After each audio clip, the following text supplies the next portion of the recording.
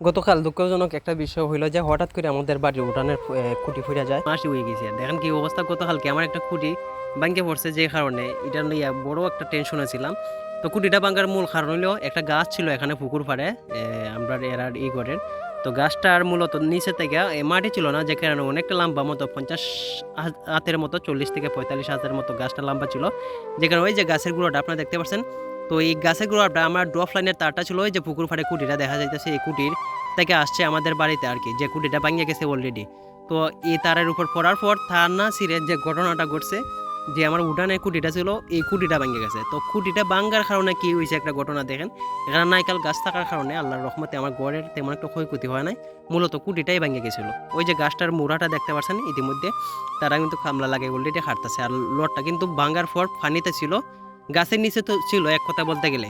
তো অবশেষে পল্লী ভিতরের লোকজন আসে, আসার পর তারা দেখে এই অবস্থায় স্পটে আসার পর।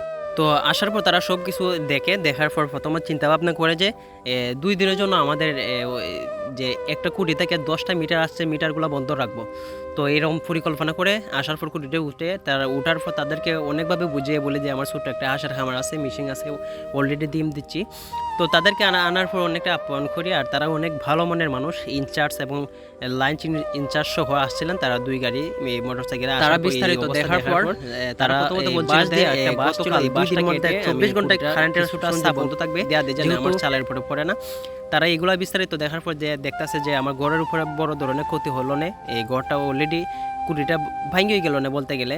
যে নাইকেল গাছটা দেখতে পাচ্ছেন, নাইকেল গাছটার সাপোর্টের কারণে আজকে আর কি আল্লাহর রহমতে কোনো ক্ষয়ক্ষতি হয় নাই। এই যে দেখতে পাচ্ছেন কুটির গুঁড়াটা দেখাইতেছি, তো কুটির গুঁড়া থেকে ভাঙ্গে আছে। এখন দেখেন বড় ধরনের একটা জরিমানাই বললে চলে আমরা লাগি আর কি। এই কুটিটা এখন সম্পূর্ণ কুটিটাই মনে হয় পাল্টানো লাগবে। আর মূলত বিষয় হচ্ছে যে এই ধরনের একটা ক্ষয়ক্ষতি হবে কখনো কল্পনা করতে হয় নাই। আর তাদেরকে বলার পর অবশেষে তারা এই কুটি থেকে ঘুরাই দিয়ে আমার লাইনটা চালু করে দেয়।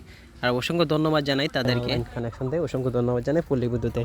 তাদের কাছ থেকে একটা এমন একটা সাপোর্ট আমিও আশা করি নাই। তো আজকে কালকের মধ্যে তারা লাইনটা ঠিক করে দিব আর কি। সকলে দোয়া রাখবেন। আর আমার আশা আমার বর্তমানে অবস্থা একবারে বড়ই ডেঞ্জারাস বলতে গেলে, দুঃখজনক।